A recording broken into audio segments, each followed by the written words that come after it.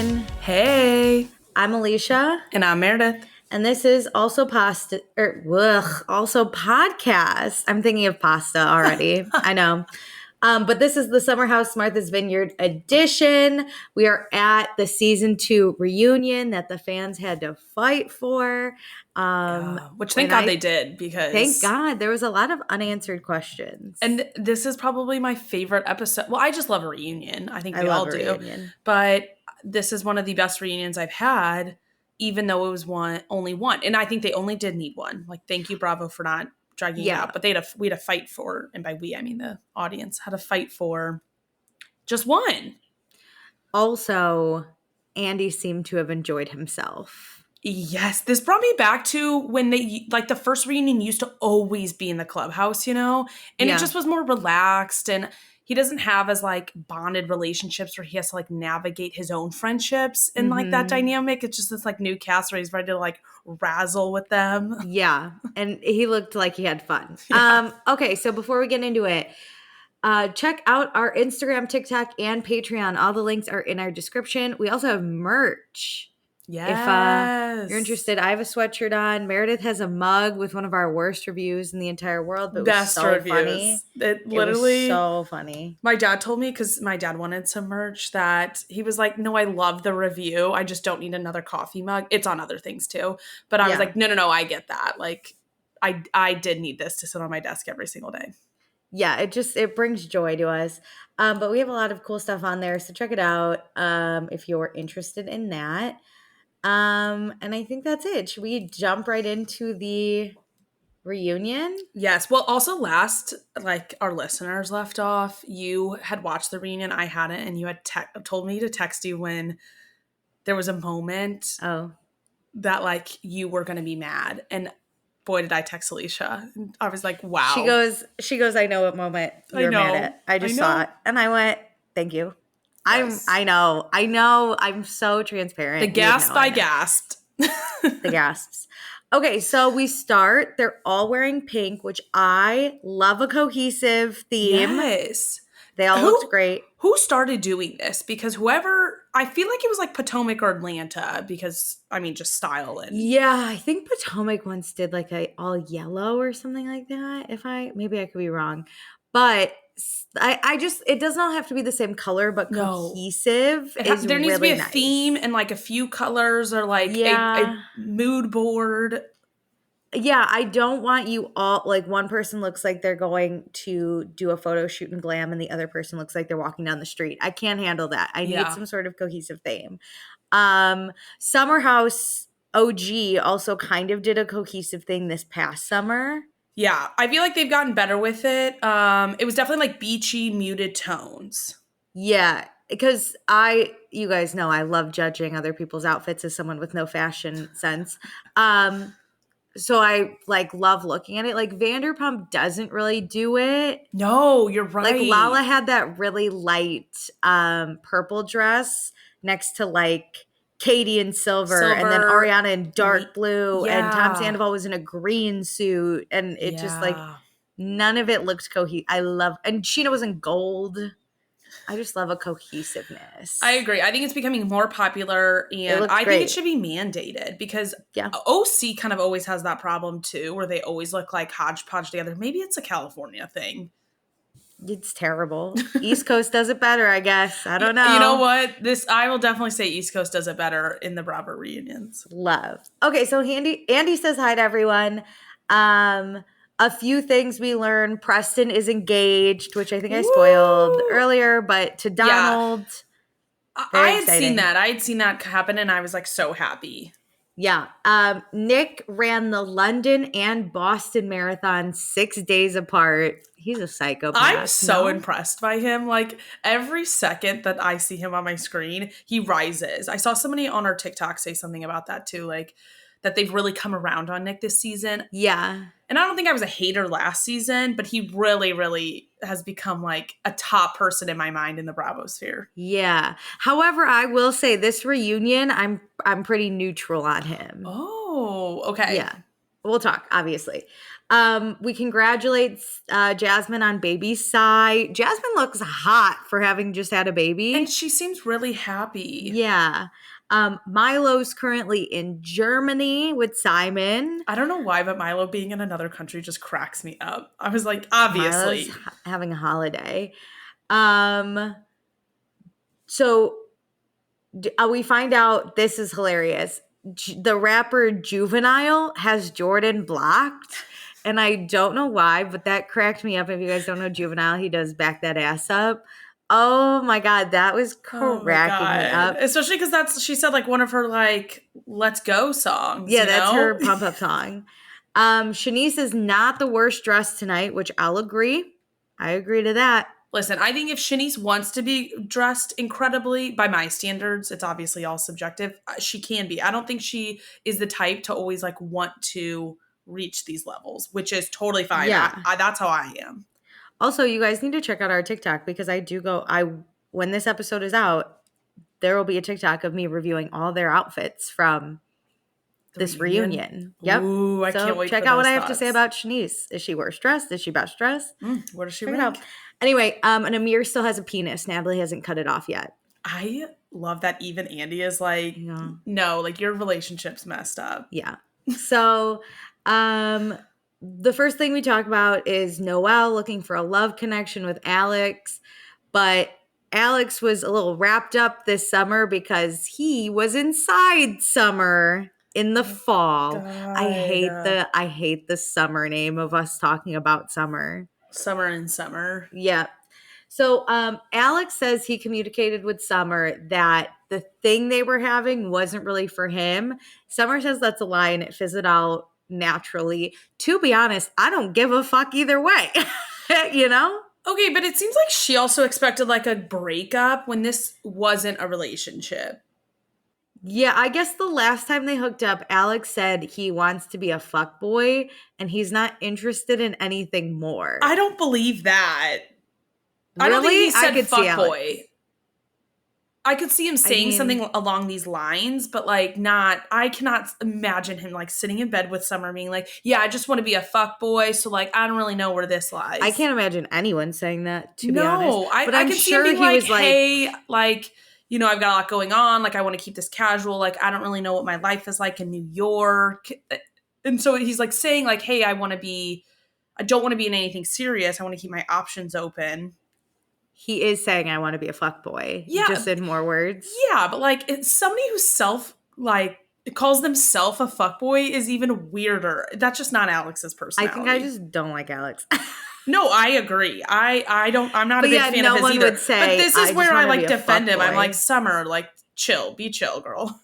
So Summer says she did tell Noelle, and Noelle immediately says, no, you didn't. And they argue, and Andy has to get involved and be like, can we just not for a second? So Summer says it was a miscommunication. She says she told Noelle that her and Alex were hanging out, and she thought Noelle knew what that meant.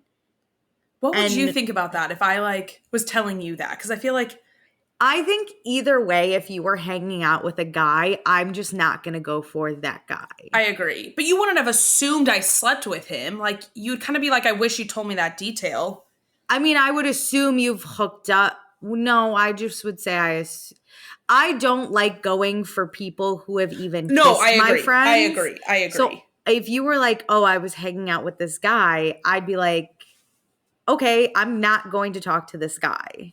I would not talk to somebody you have even talked to Which I think either. is where, yeah. But I would be caught off guard if at a table, or like we go into this house and you just say you've been hanging out with someone, and at the table you say he's been inside you. I'd be like, whoa, like. Well, inside. But if we were hanging out and you were like, oh, I hung out with this guy, and then a few weeks later you were like, yeah, we slept together, I wouldn't be that shocked. I would assume if you're hanging out with someone. But if I had a dinner table with all these people, was like, oh my God, yeah, like you've been inside me, you would be like, whoa, what the Noelle didn't even hear Summer, though. That's true.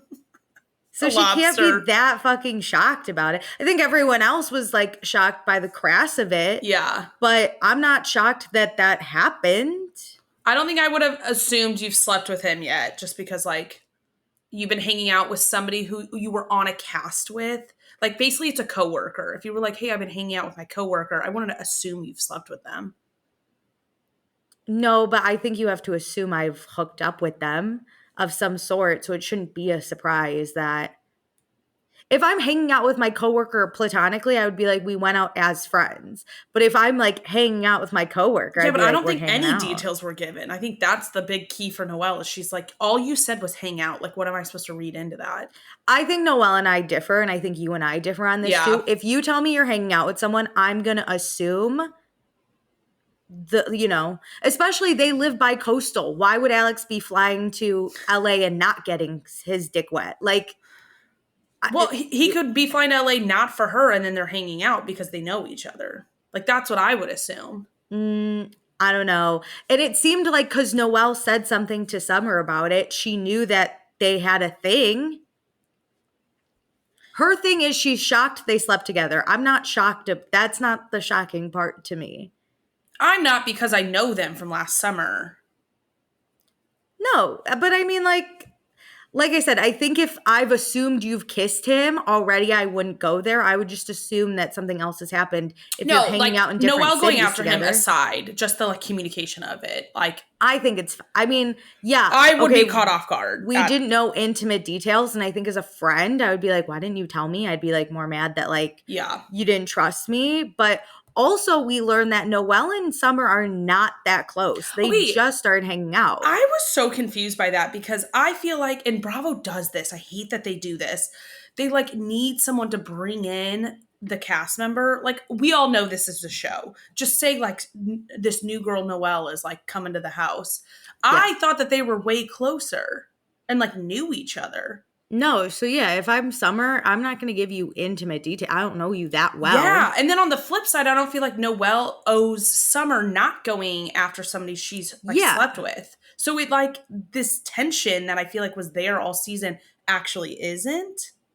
To me, if it's that big a deal, ask straight up. Be like, did you sleep with him? Yeah. Because that to me would make all the difference. I would have to clear that up before I went for anyone. Yeah. But I honestly, I can't believe we're fucking fighting over Alex. But anyway, Summer is mad that Noelle decided to pursue Alex in a way, even though she gave Summer the green light. Yeah. Again, I don't think Noelle owes Summer anything of that. No, I was like, all right, Summer, you can't take that back. Like, you said it's cool no matter what she wants to do when you guys had that clearing of the air conversation in that bedroom. Exactly. So then it comes up the question, how is Alex a fuckboy? Is he disrespectful? And Jasmine says she's known Alex for a long time and she doesn't think he's a fuckboy. I don't think he is. I don't like him, but I don't think he's some master manipulator. No, I mean, fuckboys usually aren't. They're just assholes that really women fall for. Yes, and I don't think Alex is that. Obviously, he is. Two girls are literally fighting over him.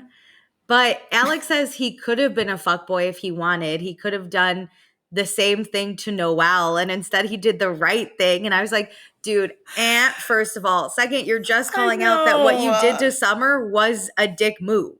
I was like, okay, dude, you're acting like Noelle doesn't have a choice in this. But if he would have said yes that night of that conversation, Noelle was in. So it just comes off so bad. He's like, if I wanted it. Yeah, I just don't like how he was like, I could have done the same thing to Noelle. And I was like, that you did to Summer, that you hurt her? And you just have a little you just had a fling and dismissed and then, her? Yeah, and then you're just like, bye. It was nice knowing you. Why? I think I'm a little I sniffed this out. I went on a date with a dude once that was literally yeah, I can tell when girls really like me and I'll just keep sleeping with them. And I was like, ugh. Jesus. Gross. So I think that's kind of what Alex did, where he knew Summer liked her, but then he was like, fuck, I gotta be honest about it. A little too late. Not that that's Alex's fault. It's just a shitty situation. But yeah, he's like, I could have done that with Noelle. And I was like, ugh. Well, I think a lot of situations start this way where one or both parties try to be chill and say that they don't like the other and let's just have something casual. And one or more does have feelings, and it's not when it starts to grow and it either needs to turn into a relationship or it needs to stop. But I think the party who has the lesser feelings doesn't want it to obviously stop. Yeah. So it's like that is when it like gets messy. And so I don't really blame Alex for that. I could say, because if Summer started out saying like I'm cool with something casual, it's just that transition period always gets messy. It's never going to be easy. I don't think either of them are in the wrong. I think it's just like No. naturally what kind of happens. Yeah. I have a question though, because this is so, I feel like this is so iconic Summer House. These relationships that come off the show, do you feel like they're always doomed? They always end up going into the fall, and then it's like winter hits, and that's when it becomes like serious for these people. And then it just like collapses, and then they have to come back together in the summer. Yeah, I mean, it kind of sucks, but like it never turns out great if you date within the Summer House. Yeah. We've seen it time and time again in OG. Ew. And then like now this is, I feel like, the first one that we've seen where it's like let me tell you about the fall. Like that was 9 months ago. I think just because it moves so quickly in the house and you're with this person all the time and it's a sure thing and you're going to see them and like whatever. And then fall hits. And then it's like, oh, I don't need to see this person every weekend. Because it's kind of like, It's a chore, right? Like if I'm going to the Summer House, I know every weekend I have to see this person day in and day out. So it's just a sure thing. Makes it easy. I'm forced to do it. I'm not going to bring people back to the Summer House anyway, because then that causes roommate drama. But then once we're free for the fall, I don't have to see you every weekend. Now I have to put in effort to see you. Yeah. And I think a lot of people are like, I'm not going to put in the effort, which is what we kind of saw with Carl and Paige that one time. Like in the week, he was like, I'm not putting in effort. I'll see you anyway on weekends. So like, what's the convenience factor like makes a situationship or like an early budding relationship a lot easier than. It's like when you date someone in high school and then you go to college and you're like, oh, I have to make an effort. No thanks. Yeah. That's kind of what this is. That's so true. Yeah. Damn, relationships are so easy when you just know you're gonna see them all the time. Yeah. Which is why long distance a lot of the time doesn't work unless you really are in it. Like both parties have to be in it. It is convenience. Oh my God, that is so sad. Yeah, half a relationship is just being able to see this person. Yeah. So Alex he was really freaked out about the photo situation where Summer like took a photo of him and sent it to Jordan, and then Nick found out about it. Jordan's like, I don't think it was that creepy. Me and Summer are friends. We send photos to each other. And Summer was like, I would have asked for a selfie, but you would have said no. And Alex was like, okay, if she knows that though, then she knows she was like if she feels like she was sneaking it, that's weird. If she's just like taking photos of her life, not weird. I think they knew it was going to be kind of a secret thing, but you tell your girlfriends about this. Yeah. So I think Summer was just like, hey, here's like me and Alex are out. I don't think she was trying to be sneaky about it. You know what? Thinking Jordan wouldn't say anything. That is, I feel like, actually the crux of this problem, and nobody talks about it, is like, why did Jordan say something? But then why is Nick calling Alex? Like, dude, I heard. It's the this telephone game. It's not really the photo that truly is the problem to the friend. It's like where it leads. But it's also really shitty to feel like you're a secret. Yes. So I don't think Summer is going to be mad at anyone else. Because they didn't hurt her feelings. It's more of how Alex reacted to like, oh no, people think I'm with Summer, which I don't think is how he meant it. But like the shittiest thing is thinking like someone's embarrassed of hanging out with you, that they don't want other people to know. Oh my God, I just had a realization that I feel like I accidentally do this. And maybe this is what Alex is. I don't want to add somebody into my real life unless I'm like serious about it. So if it's like a situationship or something really early on, like I don't tell people, you don't get added into my real life. But then, inevitably you become a secret. No, but it's different because they live the same life in a way. They have the same friends. So that's if you're true. dating you don't have a to friend, introduce somebody. Yeah, but if you were like hooking up with a friend, you would probably tell another friend and be like, I don't know where it's going, but it's happening. Yeah. You know what I mean? I've been the secret. I've been the one people are embarrassed to hang out with. So I know like that's the shittiest feeling in the world. Oh my God, yeah. To be like, oh, our collective group of friends, you don't want them to find out about us. Yeah. Especially if it's over a long period of time too. Like if it's just a few weeks where you're like, what are we doing here before we like tell our friends? And it's like you're having a conversation about what you're going to tell people. But if it's just like no conversation ever and like you don't know what you can or can't say to your own friends, it's my friend part. Yeah, so like it's different if I don't know you and I have to fold you into my life, because you don't know my friends or anything. Yeah. But if I know, it's like, fuck, so dude. True. Yeah. This is easy. Like, and nobody would really care. Like, they live in different cities, too, that I feel like it makes it easier, even if your friends do know. Like, they're not going to be hounding you all the time about this. As someone who's also been in the friend group when this has happened, it's just easier if you let us know.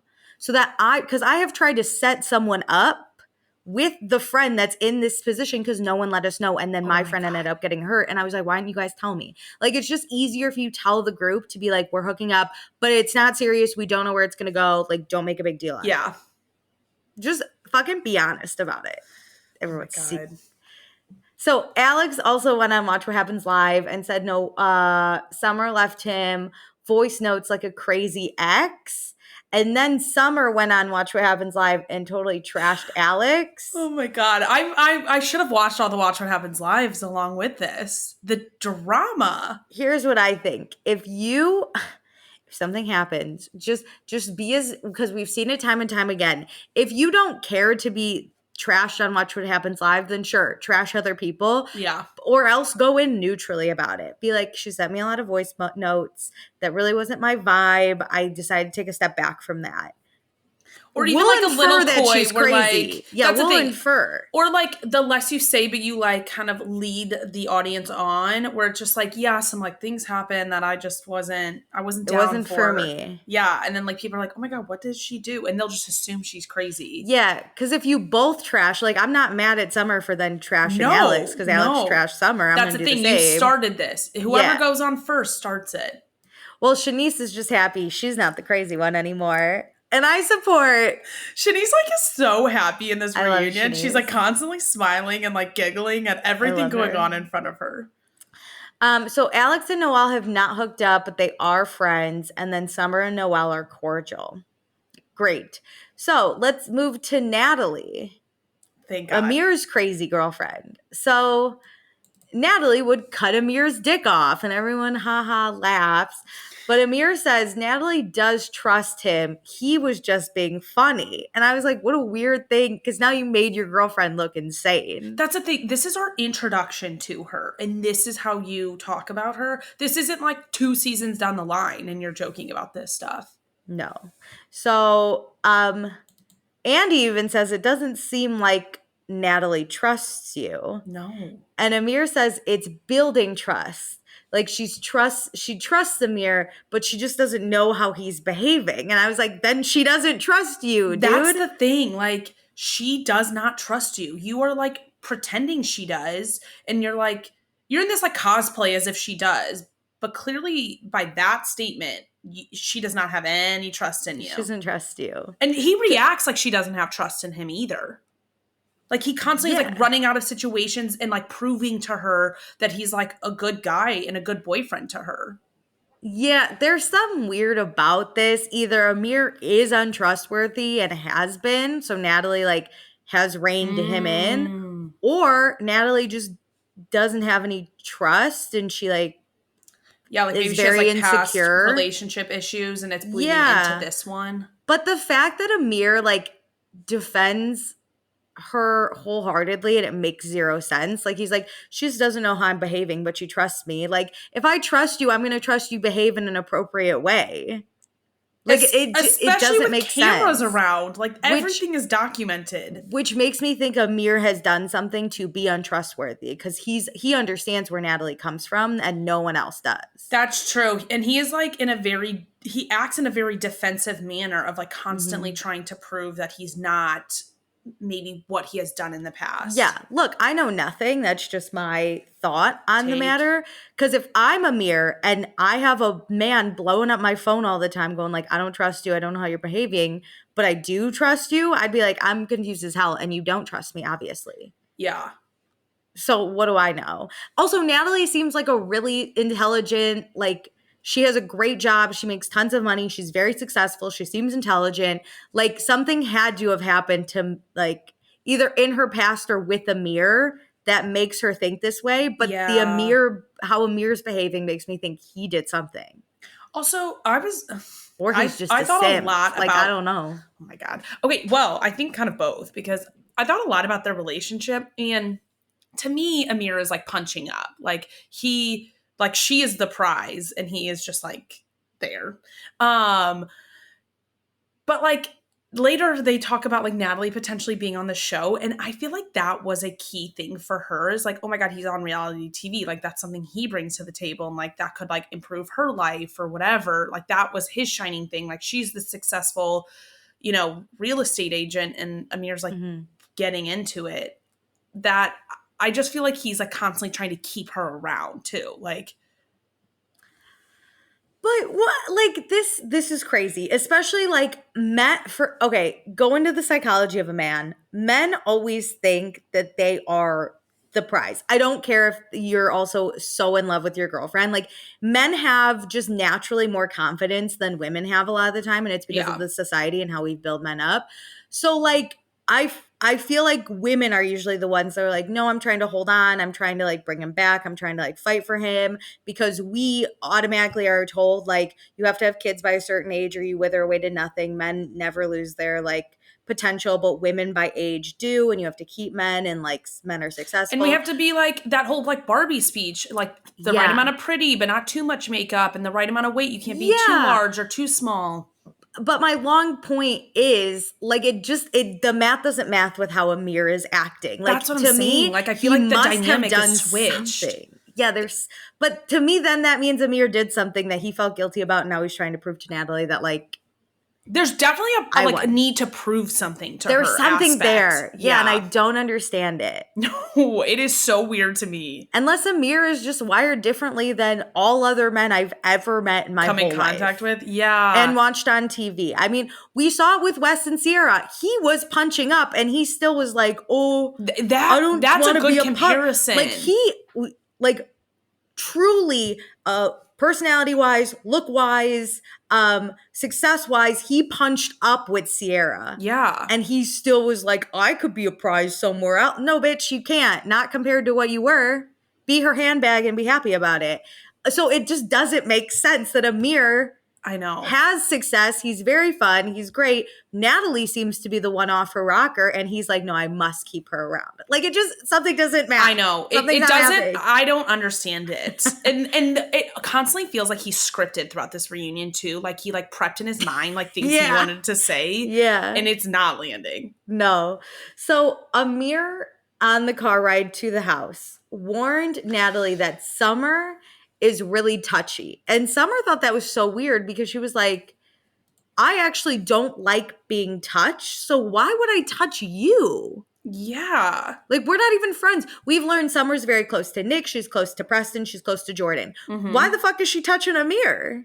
Yes, in a way that like Natalie needs to be warned about. Yeah, so then Amir says Summer's hand lingers. And she's like, okay, yeah, I did like we did. That's fine, but all the girls are kind of like, you can't use the word touchy, though. That sounds different than like Summer just doesn't really have the like her hand just lingers. If she touches your arm, she'll just have it sit there. But she does that with men and women.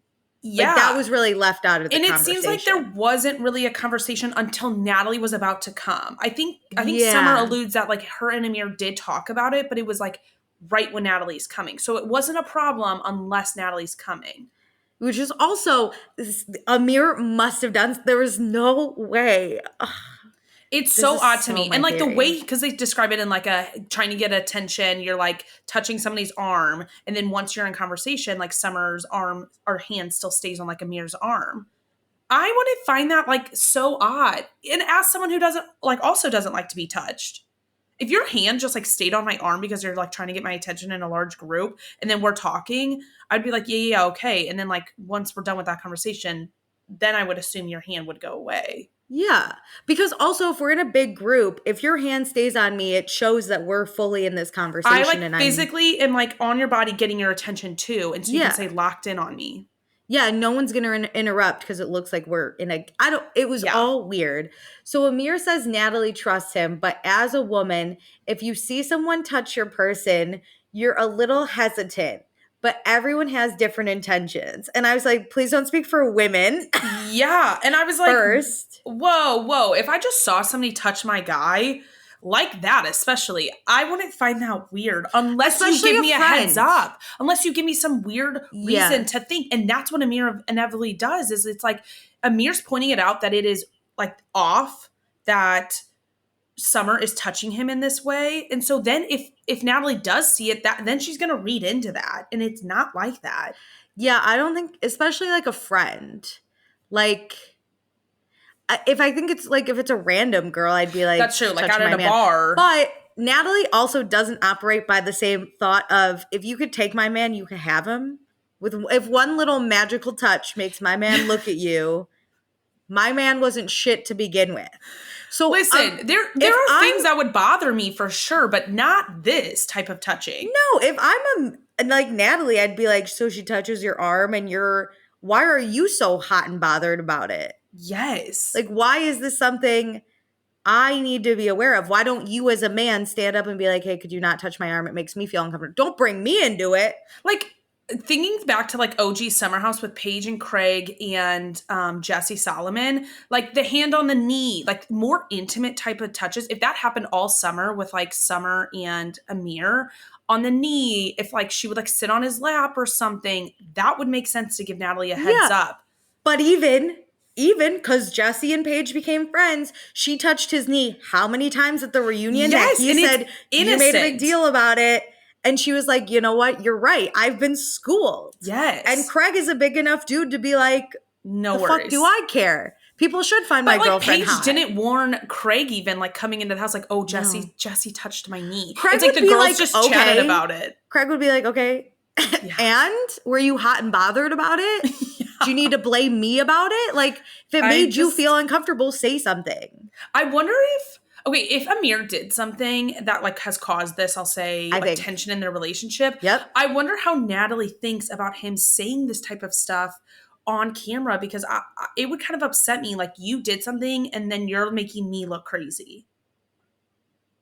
I don't know, because they're obviously together still. Spoiler, they're fucking engaged and they bought a house. Like, yeah. I don't know. I don't understand them.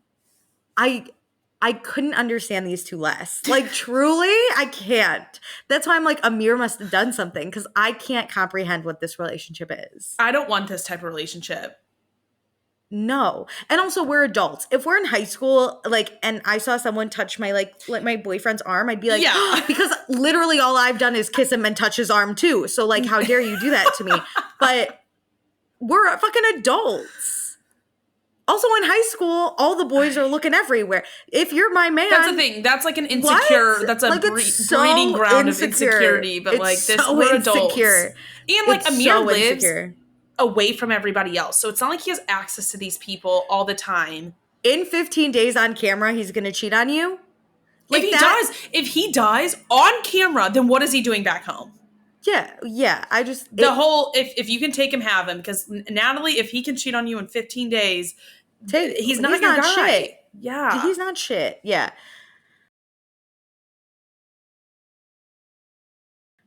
So Amir says he was just letting Natalie know because he didn't know what would be shown on the show, which I was like, you sound guilty. That's a concerning comment.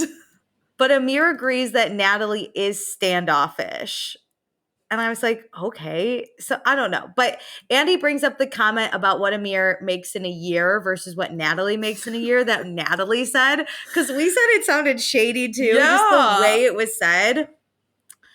Amir says he doesn't mind because he loves to be with powerful women. It's like, this is the stuff I think he practiced in his head. He was like, no, I need to support her. She told me I need to support her. So like, here's the ways I'm going to. There's a difference between a powerful woman and like a shady ass comment this powerful woman made. Yeah. Like if she sits there and she's like, yeah, I make like a good amount of money, blah, blah, blah. So like I'm the breadwinner, haha, whatever, fine. But you don't have to be like, I make literally this much more than him. Yes, my parents have this power dynamic where my mom's both my parents are successful, but like my mom makes more than my dad. And behind closed doors, we make fun of him because we love to shit on each other in our own family. But I could never imagine going out in public and my mom being like, he's nothing. Yeah, like Natalie could have said, like, I'm successful in my own right, to be honest. Like if someone was like, oh, do you rely on Amir? And she could have been like, no, I actually I'm successful in my own right. I actually don't need his It's just money. like you don't need to compare it. Like she can say like, oh my God, no, yeah, like this is the range of houses like that I sell. Like, you know, I've been in real estate forever. I'm really proud of my career. It's really nice that we like have this in common. Yeah, this was a comment I'd make like in front of my friends being shady if I was mad at my boyfriend. I'd be like, I don't fucking need him. I make 3 times more than he does. Yes. But or like to my boyfriend to be shady. It was specifically to like tear him down. Yeah, it was crazy. One of those backhanded compliments. It was a crazy compliment. So Andy asks who thinks Natalie is right for Amir, and no one raises their hand. I think like two people maybe do. Like no, because then Jasmine kind of half raises and she goes, I think they're cute together. I feel like Jasmine is like, right. Well, I feel like Jasmine's like, listen, I've had relationship heat. I don't want Amir sitting here alone. So she's like, I'll participate. Well, she doesn't say that they're right for each other. She's just like, you're cute. And then Bria and Shanice also are like, yeah, super cute. And Shanice is like, but not the right person. And I was like, clear it up, girl. Do you? Amir says he's not mad, though, because people have their opinions. So, Amir, you can't be mad at us. Haha. Anyway, yikes. Natalie and Amir just closed on a house together. And Andy clarifies, like, how long have you guys been together? And they've been together 1 year and 6 months at best. Also, Amir, it sounds like Amir is the only one on the mortgage, but she is on Natalie's the title. On the deed. Yeah. Like, and Andy goes, what could go wrong? And I was like, yep. I've seen like other people do this, I feel like in reality TV space or just in general. And it's like, oh no, like, I'm sorry. If I'm buying a house, you are either on that mortgage and on the deed, or you're not on anything. Like, legally, Amir's the only one who has to pay, but also if something happens, they both get that house. They have to split the assets. I'm sorry, because I feel like I want to buy a house probably before I get married. And even if I was like with a partner and gonna go buy a house, I would not do this. I would say like, hey, if we do get married, like I'm happy to add you after the fact, but you are not getting a piece of this until we sign another legally binding contract. I can't believe after everything that's happened on Bravo, we still buy houses together and don't evenly take accountability for the house. Yes. And like, you're a real estate agent. Is this what you would recommend to your client? You're a real estate agent. Both of you are. Well, listen, Natalie's coming out sparkling, so I get why she wouldn't put up a fight for this. But Amir, would you recommend your client do this? Also, I've always lived to buy. You never know what's going to happen in the future. You could love someone so much one day, but when you're going through a divorce, you could absolutely fucking hate them, and people's personalities change. And can you imagine a breakup before even a divorce? Like you've been together a year and 6 months. The person you're in love with is not the person you're going to go through this divorce with or have to split the assets with. So you have to you have to buy assets together like you're buying with a person you hate, like a divorced person. You have to set yourself up. I'm so pro prenup. Build it together while you're in love. Guys, Chance the Rapper and I don't even think they were married. His girlfriend had a prenup of what would happen with their kid if they ever like broke up. So they must have been married. And I think they did break up. So now they already have all of that together. After like 20 years together. But I don't think people realize that you have a prenup already. The state laws are your prenup. So why not customize it to what you want? Yep. So great.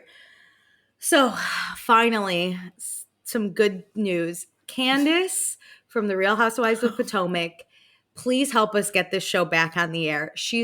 I'm a huge fan of hers, and she's a huge fan of this show. And she thinks Natalie gives corporate America answers when she was asked about next steps with Amir. Because Candace is going to call it out like she fucking sees it on Twitter. But Amir says they want to tag team the answer and they want to grow professionally together. And they have conversations together all the time. And I think this had to do with the like, oh, Amir is now on my team at work comment. I was in the hot tub, I think, at Freaknik, and somebody, I forget who asked it. Somebody just like asked about like where they see their life going. And she like talked about him Her as a real career. estate agent. Yeah. Yeah. So I don't understand Amir saying like, oh, we want to like tag team the answer and grow professionally, but we have conversations all. He's Well, he like was saying like, dismissing oh, she gave the professional growth that they wanted, so he could come in with their personal growth. Like they tag team the answer, and it's like they can't do one thing alone. Yeah, it's like what? Whatever. Alicia, I can't even imagine responding that way about you and I. Like if somebody was like, "Where do you see Alicia and you in like 5 years?" I would think I'd be like living first. together, probably. Yeah, I would be like, "Here's how our life is going to look, and we'll still podcast." Yeah, in Illinois state law, we'd probably be married, but I don't know. Like, what the fuck? Or I'd say, like, what the fuck kind of question is that? Meredith and I'll be friends. And then we'd be like, no, podcast-wise. And I'd be like, asking somebody like, oh, like, what's your guys' future like when you're dating is not that weird. You would be like, well, Amir and Natalie should have been like, oh, we're like thinking about like moving in together. We're obviously dating Actually, I think seriously. they already moved in together. Like, we're thinking about buying a house. Like, you know, we definitely want to get engaged and married. Yeah. Like, that's most people's response. Not like, oh, he joined my team, you know. It was also stupid. But next up is a ring, and Amir has worked on that. So he has a ring. Spoiler, he proposed to Natalie, so they're engaged. But okay, wait. Speaking of that really quick, they like went and here in August did a like not event and like the wedding website? Yeah, like an influencer event. Also, Amir did like get ready with me, and I was like, sir, please don't ever make me see those again.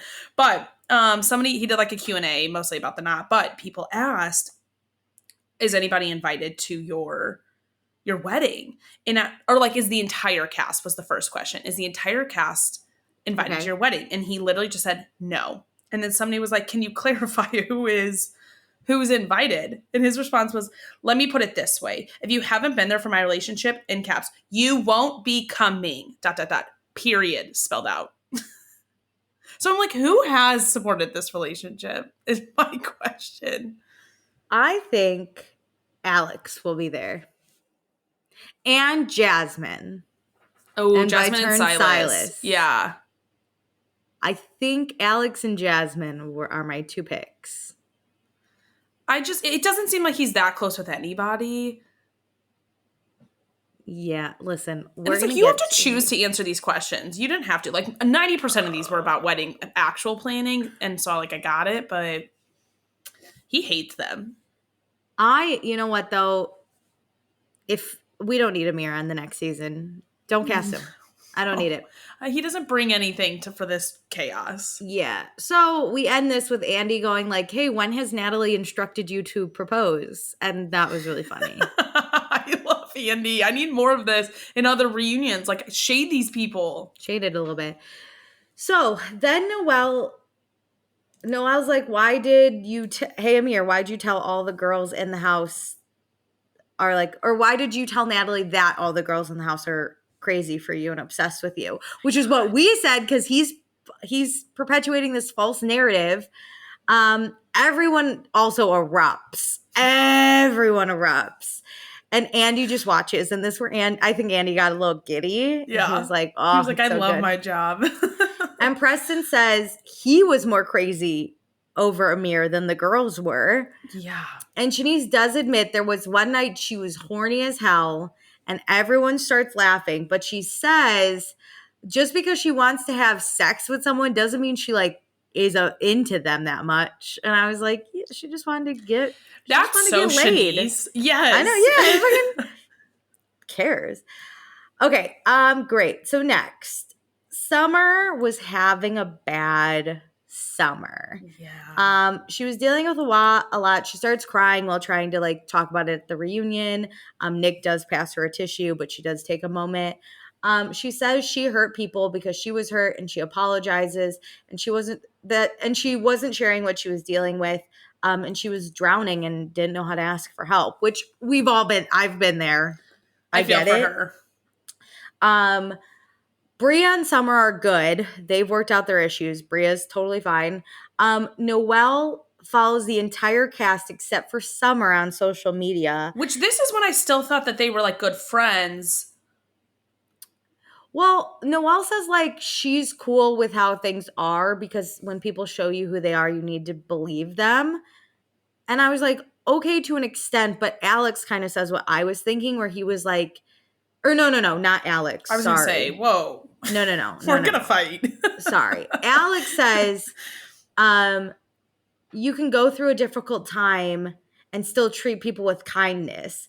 And everyone, including Jordan, is kind of like, yeah, but like how people deal with things is so subjective to them. And Summer just said she didn't have the tools to do that. Yes, so which like of course she would love to have like been nice to people. I deal with this a lot. Like you take it out and then you look back and you have so much guilt and shame with yourself about how you treated people once you've kind of like come up to the surface and breathed a breath of air. So like, yeah, of course, like looking back and like having clear vision, she would have loved to be a lot nicer, but that wasn't what happened. And so she's being honest with you guys that like she was dealing with a lot and she handled it so incorrectly. Yeah. And I don't think it's fair to judge someone off their worst moment. No. So like I get Noelle saying like when someone shows you who they are, you should believe them. And I understand that. But at the same time, like if this is their worst moment in life. But also this wasn't that bad. I mean, she pushed Noelle, which I think is Noelle's like kind of catalyst. And I get that. But I do think it's unkind to judge someone off. Yeah, but it's not like she like ran up to her and just like shoved her. It's like they were in like kind of in a confined space. She's like trying to get out. Like it was a small moment. I don't think she's like Summer doesn't seem like the type to like get physical. No, and she apologized right away, and she did seem remorseful, and she says she didn't remember. So alcohol, I don't want to make that as an excuse, but play a part. It plays a factor, yeah. If you soberly push me, I'd be way more pissed than if you drunkenly push me. I agree. Right? So I think like everyone has to learn the tools. And listen, I have thankfully never been in a situation where I have 3 people closest to me all kind of going through shit that I need to carry, plus then my friends. Like she was dealing with her mom, her dad, her nana, grandma, and then add in the pressure or like the heaviness of Preston finding or dealing with his dad's death, and Jordan dealing with her alopecia. And like then you go to this basically container of a house and you're forced to drink for the camera to not forced to drink, well, but you know what I mean. It's like a charged zone because they want you to have drama, and they like reality TV encourages you to drink more. So it just isn't, it was set up to like for her to explode. Yeah, listen, I'm not mad at Summer about this. I think she wasn't fun this summer, but I can respect where she was coming from. I can empathize for what she was going through. And I think, especially 9 months later, I understand Noelle being mad, but I would like it if she could have a little empathy towards what Summer was going through. Also, if they're not that close, why would Summer open up to you about your bullshit, about her bullshit? Very true. And like Noelle's like, come talk to me. No, I think that like following on Instagram is just so dumb and like petty too. Like you can not be close to her and like follow her on Instagram. Like you want this to like cut her deep, and I just don't think these are these are similar things. When I unfollow someone on Instagram, it's to be petty. I don't want to see you. I don't like you. I have nothing to do with you. So the fact that Noelle's like, we're cool, but you're like making a point to not follow this one person.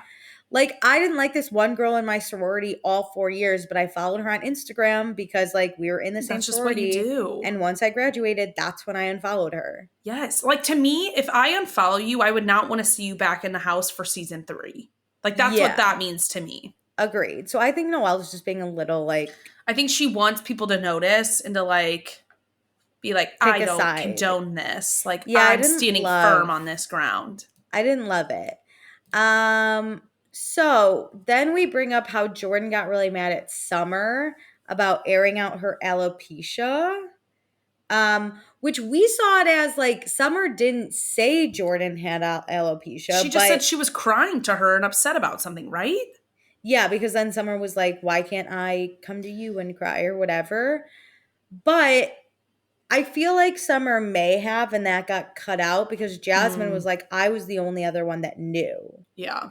And I was like, did she say? So we can't talk about this because I think something got cut off. But me too. But apparently, like, also Jasmine was on Watch What Happens Live and was asked like if everybody knew, and she said she knew, but then it got misconstrued that everybody on the cast knew. Oh yeah. So Jasmine saying like, I just know that I knew. There were probably people in the dark about it, but yeah. This like was Alex probably. I think this became drama because of Watch What Happens Live, but agreed. Since we're behind, we're unaware. So Preston and his family relationship got worse after his father passed. He obviously doesn't really want to talk about it, but he does tell us that there's a collection agency reaching out to him and his sister over like debt that his father had. I didn't know that like debt passed down. Oh yeah. If your parents have debt, it's your debt. It's just shitty because this man was like, as Preston says, never a father to him. So like, it's shitty that his family is trying to then put it on him. I guess, okay, what I would assume is if you inherit, money, you also inherit debt. But if you get like nothing from your parent and like don't have a relationship, I don't understand how they can come after you. I think legally they don't really care if you had a relationship with him or not. You're his next of kin. At least they're going to come after you. Like, I bet he can fight this a little bit. Yeah, I think you have to go through a long legal process, but I think on like a really basic level, if your parents, whether they're parents to or not, have debt, you're their next of kin. You receive everything. Oh my God. Whether you get money in on my or not. Parents. Because I think the other thing is, in a will, you obviously give away your goods, your assets. Yeah. But you don't a lot of time go like, oh, and then this is who my debt goes to. Yeah, they don't show that in the movies. So I'm sure Preston got nothing from his father and then is like, oh, but legally you're responsible for his debt. Hey, here's the emotional trauma I gave you your whole life. And now in death, I'm also going to give you financial some more trauma. Yeah, I love that. So crazy. Fuck. All right, I'm going to check in with mom and dad. Yeah, they better not have debt. So why couldn't Summer open up to Preston and Jordan about what she was going through? Summer shares that everyone really close to her has left her, so she has abandonment issues, and she's very scared to be vulnerable or loved, and that can be used against her. But like when Preston told her like I'm not going anywhere, that really opened her up to like the idea of sharing with them. And Preston and Summer are in a good space. And Jordan and Summer are working on their relationship. Also, we know like Lindsay Hubbard from OG Summer House, she has abandonment issues, and I always give her grace with that and how she deals with situations. So I also will have to give Summer grace on how she deals with this situation. I just feel like it makes you a little bit more flighty, like you're really scared. It just feels like everything's temporary. Yeah, which that can't be a good way to live. You can't lean on anyone. No. You always have to be strong. But I think that kind of goes into her like pushing Noelle and fight with Noelle because it's like, well, it kind of ends up not mattering because there's nothing permanent in your life. So you're constantly prepared and on guard for everything because you just feel like you're always going to be through it alone, like going through it alone. Yeah. So then when Summer is like, oh, you can open up to me, you can talk to me, Summer's probably like, or when Noelle says that, Summer's probably like, no, I can't. I don't even know you that well. That's the thing. It's like, there's some things. There's like layers too of like opening up because I kind of deal with this. Like, I mean, I don't have like parents that abandon me, but I don't feel like people are like solid. Like it's really hard for me to like get the inner circle of trust to a certain degree. So like, there's like light things you like can tell strangers even, and then there's like you like slowly build deeper and deeper relationships. But some people don't stay around long enough for like the gate to open to like the next level. And so you're just constantly prepared for somebody to leave your life. Yeah. But Summer did find her biological dad. He's the guy on Facebook. I don't remember a lot of this, but she said that like he said he wasn't her father. And so she was like, well, I don't know who it could be then. Yeah. But she did 23andMe and you are the father. So let's talk about Preston and Bria. This opened up a can of worms that we did not finish, but okay. So Preston was shady to Bria on Watch What Happens Live, and Preston says like he does love Bria, but they're never in a good place for that long. And Preston's also currently blocked by Bria on social media, and that was before the Watch What Happens Live thing. Because Bria's sitting there and she's like, we're fine. I don't know why you have an issue. And Preston's like, you've blocked me. I don't understand Bria. I can understand like Summer and her like mental like path. I never understand where Bria is in any of her decision making. I understand why Noelle unfollowed Summer. I don't understand this. But so Preston says he sees Bria like a sibling. No one will understand it, but maybe they can figure out their relationship. And Bria says she always wants to make it work, but she felt like the shade was there from the first day. Which, as someone who's kind of like Preston, I love to shade. It just naturally comes. It doesn't mean I don't like you. But he also like does it in his interview chair, and I feel like it's not that deep. He's not saying this to like other cast members while they're filming. It's not like calling Bria out on things. It's like it's just being funny I just feel like interviews hit different. And I understand that that's more behind the back, but you're going to see it. We need to get over this whole like you're being shady to me in your interviews. Everyone be shady in interviews. It's what cracks us up. It's for the audience. Okay. Preston has the like Paige DeSorbo shadiness where it's funny, it's for the bit, it's entertainment, and we all eat it up. Offended. But then there's people who like do like shade and it's like rude and you're like, whoa. Okay, you are going after that person. An interview is similar to like if I wouldn't say it to your face, I wouldn't say it at all because you're gonna see it. Yeah. So like I'm prepared. I'm not saying anything like I wouldn't say to you anyway. Mm-hmm. But whatever. Bria's like super offended by it. Like she's never very said a mean touchy. Thing. I know. But she has like a very hard guard up where she comes off very tough, but you can tell a lot gets to her. She's very touchy, but the other thing is she touches other people's nerves. She can give it, but can't take it. Yeah, I fucking hate those people. I know. So. But she acts like she can, and those are the people I hate the most. That's it. You act like you can. Like, I know my brother can give it, but he can't take it at all. That is not fair to it is the same, but he doesn't act like he could take it. Yeah. He's immediately weak, and he's shaking at the knees the minute he sees me coming. But, like, Bria, she'll square up. Yeah. Give it to you. You take it. And she's like, I got this. She, like, cries wolf. She's like, you're the problem. And it's like, Bria, you sometimes start these things, though. Yeah. So, Preston says Bria only takes like their filming time into consideration of like what makes Preston a good friend, which is and what such doesn't. a La Kent thing to do. Yeah. So then we find out that last summer Bria had an issue with the French police. How did we not know about this? I saw something, but I don't think I cared. I saw the headline. She got arrested in France. I don't know how I missed this. I don't think I cared. But she called Preston. And they cried on the phone together. And then Preston contacted international law attorneys for Bria. Oh my God. But Preston didn't share that publicly. Because he's a good friend. He cares about Bria. And Preston just thinks he's done a lot for Bria. And she doesn't take that into consideration. Which, yeah, if I call you, you're in my top 3 people. And you're calling international law attorneys for me. That's the thing. It's not just you're supporting me from afar and like getting me through this. You are doing some research to get me a lawyer. That is a really good friend. Yeah. If you're my first call in jail, you're a good friend. I think Bria like expects this treatment or is used to this treatment probably from Preston, the way he shows up, so that she doesn't give it enough credit on how much he is probably there in her life. And the minute he shades her, she's like, you're actually not a friend. Yeah, it's like the base level. She just knows she's always going to have this version of Preston. So when he switches it up and like throws a little shade, that is different to her. So it sticks out to her in her mind. And she's like, you hate me. And it's like, no, I've done so much for you. Yeah. Yeah.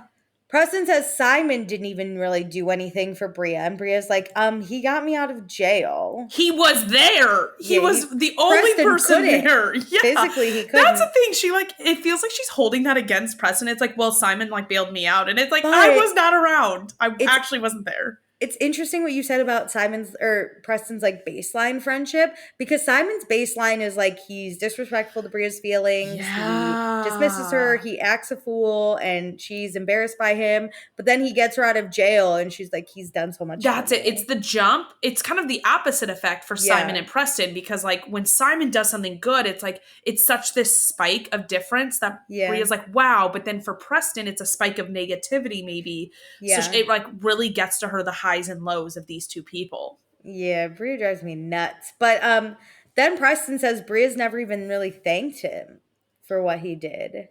People who cannot say thank you again. Bother me. So, yeah, actually, that's it. Is because it's expected. It's expected. And I hate that. I'm someone who says please and thank you for everything, from somebody at a coffee shop handing me like a straw, dude, to somebody serving me the most glorious dinner that I'm paying for, or like anything. Like you should say thank you. You should be a grateful person no matter what. Dude, I caught myself doing this yesterday and I was like, I'm just a polite piece of shit.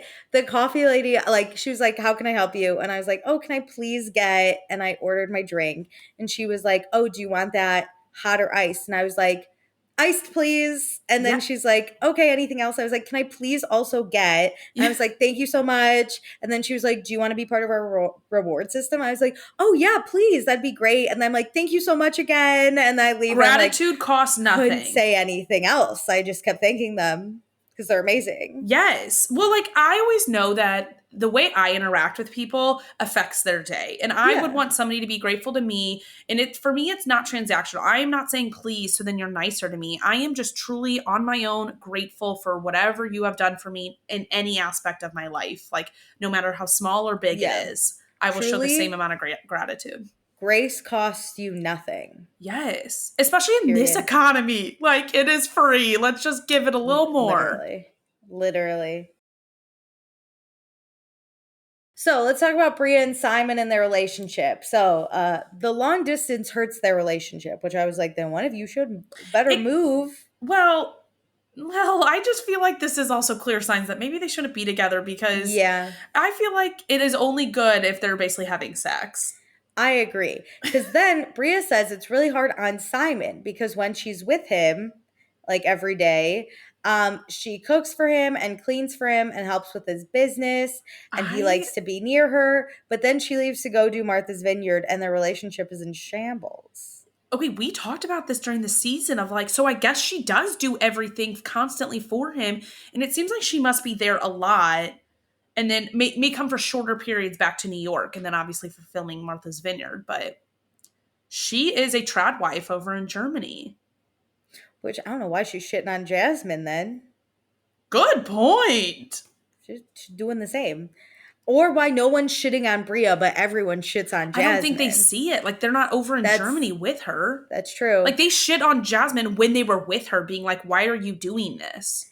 Well, wait, how do I respect Jasmine and Silas a little bit more? I respect Jasmine. I fucking hate Silas still. Well, I guess they're like how she interacts with their dynamic, because Jasmine was still pretty independent, like had her own thoughts and like. Yeah. She tried to stand up to him. She still was like trying to hang with the girls. She was trying. Man, I don't know. Are Simon and Silas like two sides of the same coin? I didn't realize. Damn! Simon has really dropped. Simon just gets drunk and we forget. That's the thing. He's a kooky one who just like bops in. Yeah, Silas never lets loose. Listen, and he's not this. He's no Andrea. But like, you know how excited we get when Andrea comes? It's like, it's fun to have a fun character come in for a short period. And Simon has been getting that. A little, but we never knew anything else. And now we're getting the details. And it's like, whoa, no. Mm-hmm. No. Get away from me. Yeah. And then Bria shares that Simon doesn't respect her feelings or her friends' feelings. Which we did see in season 1. We just looked past. But also, wow, what a big red flag. No. Very big. You don't respect mine or my friends' feelings? It's maroon at this point. That's crazy. So Bria was pissed about the flamingo because it was a black tie event and Nick's a perfectionist and like to wear a flamingo is crazy.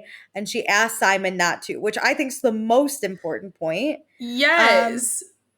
That's the thing. I feel bad about kind of defending it at the beginning or like having some reserve or like having some pushback on this for Simon, but the more and more I learn or like understand the situation, the more I'm like, okay, no.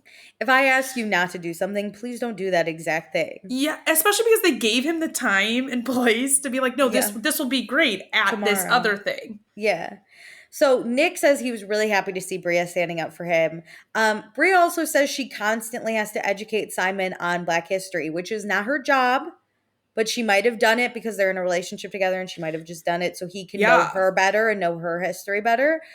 But like, Jesus Christ, dude, respect the Black community that has come together for Nick's event. Respect the person they are. Like, they've put this event on for Nick's deceased line brother. Like, disproportionately, the education does lie on like the Black community, which is so upsetting. And I understand that, like, in your dynamic, like, obviously Bria will have a lot more information or like readily available information versus like going and doing your own research. So like through discussions, like Bria would meet him at the table to like educate him. Yeah. But it seems like there's no effort on his part to like want to learn. Like, we've learned so much through this show alone. Yeah.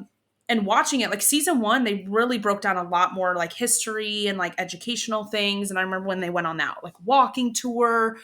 But like Simon, we didn't see wanting to do any of that to even learn about this like corner of the space of the Black community, like about Martha's Vineyard even. Simon could watch this show and be somewhat educated. Like, I feel like it's not that hard to like dive into it and do a little bit of research on your own. But if it's also the history of the person I love, I'm going to put extra effort into learning about this. No? Am I crazy? Yeah. Especially once the ball is probably rolling. Like, I get that like she spearheaded some of that, and then you would like, I would feel like I would want to learn about it for you. Like, if I was in the Simon like role and experience where he's in this, they're talking about the HBCUs and the Divine Nine, like the next morning, that was a big thing. Even like on my plane home would be like, oh my God, like I Googled immediately about the Freaknik and started like reading about it. I feel like so much would spur me into like learning more once you like get triggered by one event that they like incorporate you into. Yeah. And imagine if you loved someone who like this was really important to. I'd be in a black hole of stuff and be like looking it all up. And not just important because it's like, oh, fun. It's like their life. It is truly their life is on the line. What do we call it? Our TikTok hole? I would fall in a deep TikTok hole looking all this stuff up. Yes. Yeah, so there's just no effort or like love put into that. That makes me so sad for Bria. But it's her choice. It's her choice to be in this relationship. Her choice is the thing. What does she get from this relationship? Money? Like, not saying she's like sleeping with him for money, but like, does she get like life and status? The pros are not there. Yeah. I think she just, it's the opposite of like what I was saying with the Amir and Natalie thing, where we as women are conditioned to be like, oh, this man is amazing and he loves me. I have to fight to keep him. So I can understand why Bria's like, no, I love him. I have to be with him. My time's running out. He's my person. Do we know how they met? We might have, but I've forgotten. I don't remember. I'm just like trying to understand how these two cross paths. I'll look it up later. So, do Simon and Bria have a shot of making it? Everyone kind of silently goes, if they want to make it work, they will. That's the worst answer. Yes, but I feel like that's the best they can give to support Bria, to be like, if she wants this, we're 10 toes behind her. So then someone's like, is it a language barrier thing? Maybe that's your problem. And Bria's like, it's not. And I was like, girl, just blame it on the language. I was about to say, you could have actually kind of taken that card because I talk fast. So if I was with somebody who English is not their like first you just language. Talk very fast. Yeah, like I could get how they would miss some things. Yeah, maybe he didn't hear you say no to the flamingo. Is that it? No? He's just a dick? Sometimes I'm like, hey, everybody, you maybe, even if it's not actually good for your relationship, maybe preserve your relationship on TV a little bit. Because I don't believe in your relationship, Bria and Simon, and I don't believe in your relationship, Amir and Natalie. I believe more in Jasmine and Silas's relationship at this point. I agree. And that's crazy. They have changed the ranking in my mind so much this season. I know. So then we talk about how Bria's soulmates in Tribeca. And Bria says it was a person in her past. That person has laughed about the comment. And Bria said some people marry people that aren't soulmates. And Andy's like, okay. So we move on. Andy heard a rumor that people in this group think Simon is using Bria because she's on the show. Andy with the rumors. The rumors and the Andy. nastiness. That's the thing. He probably has so much tea on every other cast because he's known them for so long and is so incorporated in everything. Like, I want more of this at other reunions. So Bria says no, he doesn't need to use her for clout because he's a multimillionaire. But he likes being on the show and it's new to him. And they don't have this kind of thing in Germany. And everyone's like, isn't that him using you for clout? And everyone has maybe heard this thing about Simon. Or has just like thought it on their own even. And Jasmine said she did have a conversation with Bria's mom about how they love Simon, but Simon loves attention at inappropriate times. Which is Bria's the flamingo situation wrapped up. Dude, he's getting something from you that he can't get on his own. Yes. He's using you for clout a little bit. Yes. He loves to be on this show and just TV in general and to like get Instagram followers probably from it. Like, that is what you are bringing to the table outside of just being his maid. And the love of his life, maybe? I don't know. I don't know. Hey, they're not soulmates, so what else is it?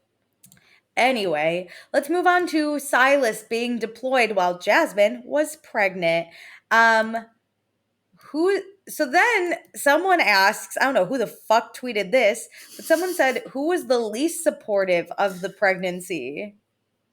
Okay, these are also the questions I want asked, to be honest. This is rude, maybe not this one specifically, but the fan questions that they picked were top notch, whereas in other reunions that they're just like, yeah, this was shade ones. And I loved it. Usually, the fan question we normally get is like, what pregnancy cravings were you having, Jasmine? No one cares. Agreed. Not one. I want you to like bring fractures into this group a little bit. Ask the hard-hitting questions. Yeah, because this was hard-hitting. Because Jasmine says she was pissed off about the comments that Jordan made about Silas and the pregnancy. Because Jordan made a comment, and I thought this comment was shady, but you said it in an interview, so I'm taking that as something you would say to my face. This one is that, as I was speaking earlier on the Preston situation, this one is a little bit more impactful into real life, not just like a shady comment. So I get Jasmine being a little bit more upset, but it's an interview. It's a joke. Well, take it with a grain of salt. So Jordan said Silas isn't here for his first child, or this might be his first child. She doesn't know. That's a thing though. I'm telling you, if you say something in an interview, you have to be ready to face it in real life. Yeah. Like, so if but you couldn't tell me that Jordan like actually wholeheartedly believes this. Like, this was Jordan a joke. Jordan doesn't like Silas. Listen, I know. I haven't liked a lot of my friends' men in my many, many years. And if I said a shady comment like this, I understand they'd be pissed. I have said shady comments like this. You have to answer for it, absolutely. But I don't think, like, you have to take this as, like, oh, she really feels this way, though. No, but I think Jasmine can be a little pissed. You're saying this about my man? Oh, absolutely. This needs to be addressed. But yeah, I'm pissed. I thought it was funny. Jordan she says, like, yeah, I said it. It was a joke. It was a bad joke. It didn't land. And she's like, we have our own path to I make deal this with comment stuff. about guys all the time, especially now in like the, fight for our bodies area that we're in right now with politics. I always am like, well, you don't know if you've ever had to have like, if you've ever benefited from like an abortion or anything. Like, you don't know that. Yeah, but you're not looking at the girl he knocked up going like, this could not be his first. Like, that's true. You know what? That's a good point. You're joking with the dude. I am taking it as a dig to Silas, whereas it is also a dig at Jasmine and their friendship. If some dude is sitting there going like, abortions don't matter, who cares? That you could be like, bro, and like face off on him for all womankind. This is straight up like, your man maybe cheated on you and maybe he's lied to you. No, I don't think cheated on. It's that like at any point in his life he could have like gotten a woman pregnant. But it could be taken however. I took it as true. Like, you don't know if he's cheating on you, like knocking up girls while he's abroad. I just took it as like, hey, you don't know what happened in college. See? So, like, it's a kind of a bad joke. If she said if Silas looked at Jordan and was like, never get an abortion, it's wrong, Jordan could be like, you don't know if this is your first kid or not. You might have benefited from it. I didn't think about the, like, cheating on her. She said it in, like, I just hate Silas, so I'm making a shady comment towards him. But that affects Jasmine. And her pregnancy. Like, and Jasmine's her baby, her unborn child. You're dragging my unborn child into It's not this. even like Jasmine and Silas are not pregnant yet. It's like they are, and this is a happy time, and you're kind of shitting on their pregnancy. You're so right. Yeah. I took it as like, ooh, yeah. This is where the shade in interviews, like, this one was not cute and light and, like, whatever, like the Preston comments on Bria. Like, this one has some substance to it that this is affecting more real life. I think it would be lighter if they weren't pregnant and Silas wasn't also abroad at this time. Yeah, if this wasn't like kind of his pregnant wife. Traumatic. What? Like, okay. Yeah. He which he had to do. No shade on him. He had to do, yes. I totally understand he had to serve in the armed forces. But Jasmine's pregnant alone. She doesn't have any friends in this house. She's trying to be a friend to Jordan. So and Jordan says that? She could have said anything. I know. I love Jordan, but I was like, not the time. Not the time to take the dig at Silas. But I like how Jordan was like, you're right. Bad. Yeah. That was bad. So... Only Jasmine, Bria, Alex, and Amir missed Silas in the house this summer, which is fair. I didn't miss him either. And I don't think Jasmine, like, hates that people say comments like these. I think she understands. I don't think she was mad that people did miss him. I think she was like, fine, whatever. Preston and Silas, though, they were friends in college. But they haven't communicated in a long time. They are like no contact. Which Preston says, like, that's partly on me too. But also Silas is deployed, so now's not the time. And I was like, fair. That and it's like all fair. When you don't miss a relationship, it's like I'm not in the space where I want to rebuild this. I have this with somebody in my life, and I'm like, I'm actually cool with where we're at, and that is absolutely nothing. There's no hate. There's no like positives. Like, let's just live in a world where basically we pretend nothing is happening right now. So what caused this rift between the house and Jasmine? Summer clarifies that so first we had that Jamaica trip. Remember that? Yes. Like, oh my God, wait. I love that they get this question and Jasmine's like, she like sits back and she's like, yeah, this is the question I want to know. I'd like to know. Good for you, girl. Make them say it. Yeah. So Preston, Shanice, Jordan, and Summer all went to Jamaica without part of the group, which already caused a rift. Like, Bria was a little pissed off about it. Like, I think like Amir and Alex were like, okay, line in the sand. But Jasmine was most hurt by it because she thought these were like, Jordan was her best friend. Yeah. Preston and Silas and Jasmine were all really good friends. So this she introduced Preston to these ladies, so it's so Jasmine was just it like, is really sad when you're the like meeting point and then you get left behind. I understand that. So Summer's like, hey, I asked Preston and Jordan if you should come or not. Oh, which and Summer cleared her name a little bit. She's like, I asked. Because Summer and Jasmine weren't in a good spot, and they cleared that up. So then Summer was like, should Jasmine come? Which is the right thing to do. Shanice and Jordan both said no. And Shanice sits there and she goes, I just didn't want drama. Which I get that. I get being like, hey, I don't think you're the vibe I want on this trip. It's okay to say no to people. Yeah. But you got to be ready to own it. And Shanice was like, listen, I just didn't want, I thought I was the first to say no. I'll raise my hand. Drama. But then Jasmine is like hurt by Preston because, again, she introduced him to these ladies. But then Preston gets really offended because he's like, just because you introduced me doesn't mean you're in the friendship. Which is true. Get both sides. I get both sides of the argument. I get Jasmine feeling hurt that like she's being left behind. But Preston is not tied to her forever. Like, once you introduce people, that is a one-to-one friendship that they are nurturing on their own. I get it. But also Jasmine's like, I thought as someone who stood in my wedding, you would be my friend too. Yeah. I was like, ugh. I feel like Preston maybe should have texted her and been like, hey, like Summer asked about you coming. Some people said no. I know this is going to hurt, but like, let's talk about it when I'm back, maybe. Yeah. They clear up nothing. No. Nobody's like really saying like what the... Outside, like, we know what the Jordan Jasmine rift was. That was, like, season 1, and we got some flashback clips. But I don't understand actually where Jasmine's rift is with everybody else. I don't either. I think people snowballing on Jasmine and Jordan's problem. Yeah, Jordan has a good reason to be pissed at Jasmine. Yeah. Whether it be the way Silas treated Jordan and Jasmine not saying anything, whether it be Jasmine really wanting Jordan to be in a relationship and almost like sending her to Amir without Jordan's consent, like whatever that may be. But it also seemed like that was who Jasmine tried to save things with. Like she didn't know she had issues with these other people. Yeah, I don't like when other relationships get the flack for something that has nothing to do with them. Granted, if there was like a big thing that happened, something insanely rude, I get why you make judgments about your friendship with Jasmine if she had done something so egregious. Yeah. But this was just like a little tiff between friends that has nothing to do with other people. Yeah, so I also get Shanice and Preston being like, no, Jasmine shouldn't come, because they didn't want drama between Jasmine and Jordan. Correct. But if that's it, like, I don't see the need. And Shanice kind of did that. Shanice was like, I just didn't want drama. Her. Yeah. I feel like Preston owed that to her to be like, hey. I do too. Somebody did. And like, Shanice is not the closest person. So like, it's okay to raise Shanice to raise her hand and be like, no, veto. But whoever's the closest to her, or like Summer should have turned around and just relayed that message because she was the one asking. Well, I think in this conversation, Preston could have just said like, look, I wanted Jordan to be there. This was already planned with Jordan, and it was weird. Planned with Jordan, and I was going to say, like, no, because of the drama. Yeah. Instead, he's like, I don't owe you anything. And I was like, yeah. It kind of tailspin into, like, why people are friends, rather than, like, hey, what's the deal with Jasmine's relationship with kind of, like, the larger group or individual people? Yeah. So then we get into why Jordan is mad at Jasmine.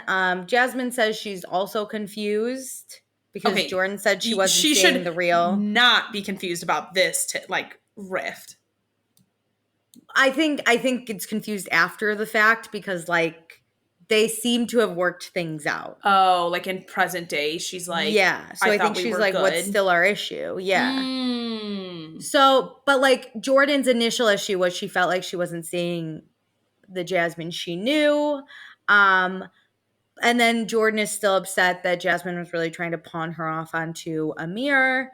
And Jasmine says, like, sometimes your life changes and you go through things and you change. And, like, that's not always easy to digest, which I think is something to also take into account. Like, Jordan can't expect Jasmine to be the same Jasmine when she's, like, got married and had this relationship. And, like, I think this is a big issue between friends that get into relationships and get married and single friends. Like, this is a constant push and pull between those types of dynamics. Is like, I don't have enough time for you anymore. Like, we cannot have the exact same friendship because my life is different now. And I think, like, okay, when Jordan was probably with Jasmine, like, one-on-one, they were fine. But then you're going to this big group. And we found out last summer, these were all, like, the Playboy bunnies. And they would go out till 3 a.m. And, like, I'm sure it was, like, we're all going to fall back into that pattern. And Jasmine's like, no, I'm not. Yep. You know? And, like, yeah. And Jasmine says she's always constantly evolving and she wants this relationship with Jordan where they can call each other out and hold each other accountable, but like still have the friendship. And Jordan seems to want that too. I don't know if they've like solved their issues, but I don't think they will ever be. Well, I don't think they will ever be as close as they were because. No. And this is an assumption I'm making. There's no proof of this because we don't see their everyday life. But if they didn't have these problems or like this didn't come out until the summer house, I don't feel like they spend that much time together in New York.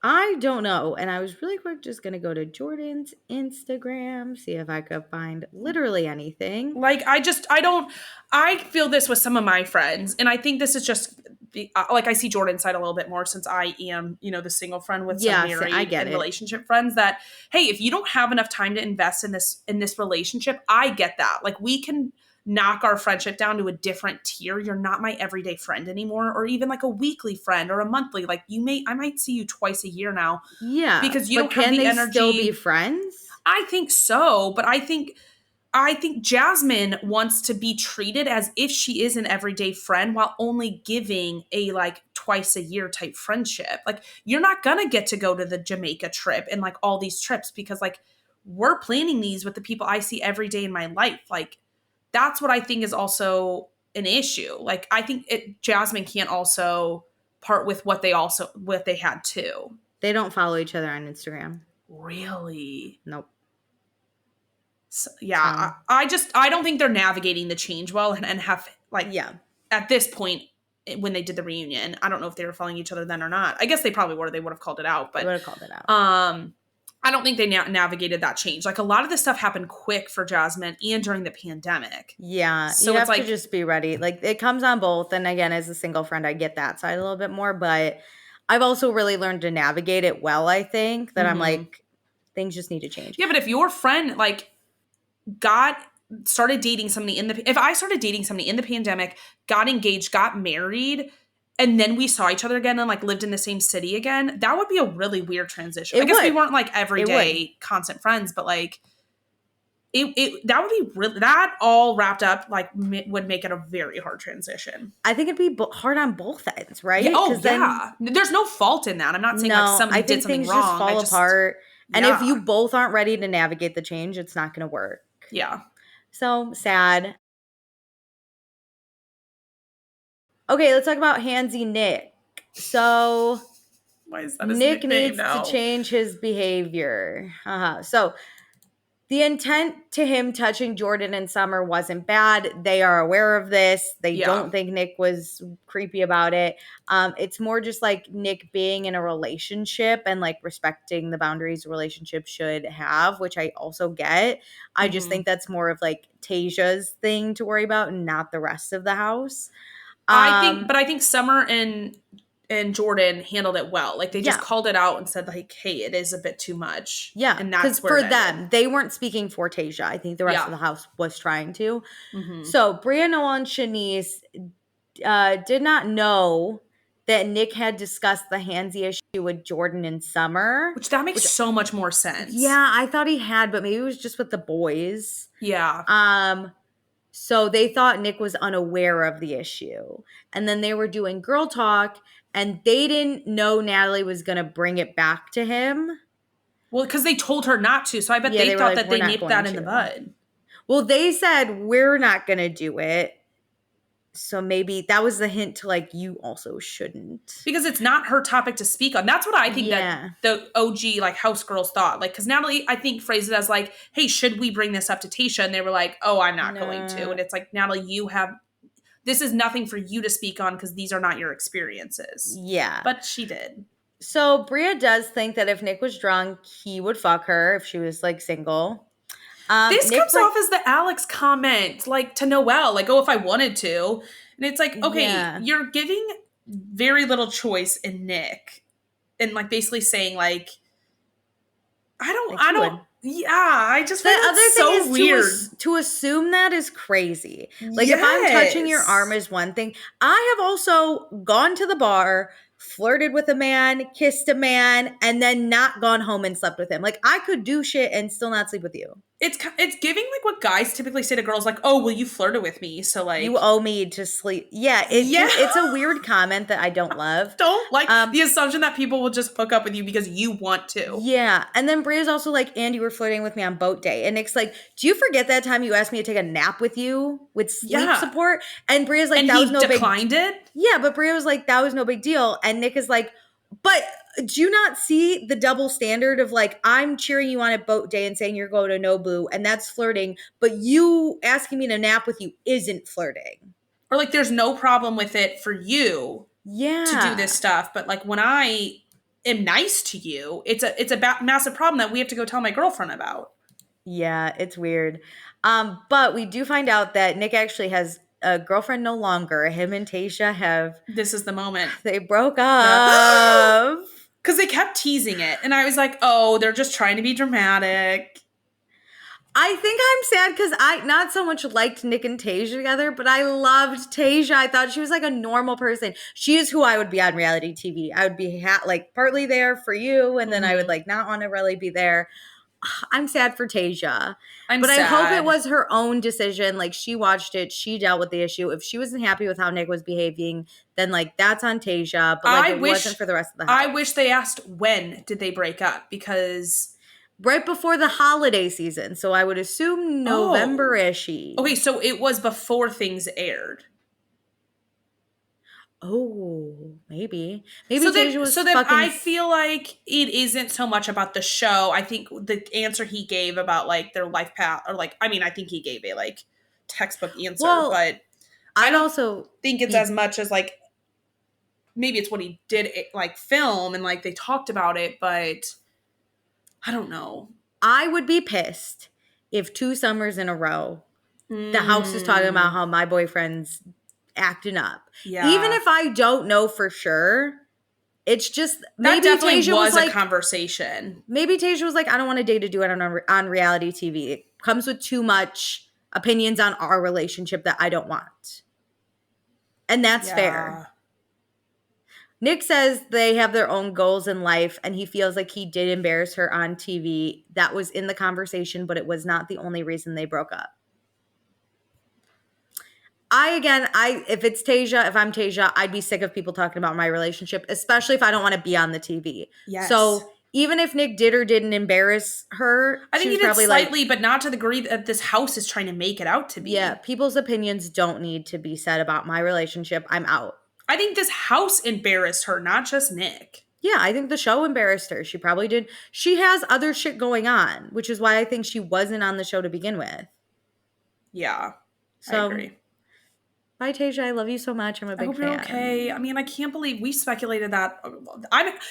I am happy we preserved that because the shock was like an enjoyable one. I'll say it's so funny because we were just talking about help, that. But he did when I checked. He followed her, which is why I was like, oh, I assume. I bet it was a like respectful breakup. They just seem so mature. It's so funny because we talked about it like the last two. It was like they're episodes. Together forever. Yeah, no, me clown.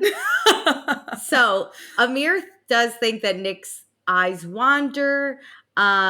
Amir's not gonna look at naked Shanice and says it looked bad on Nick.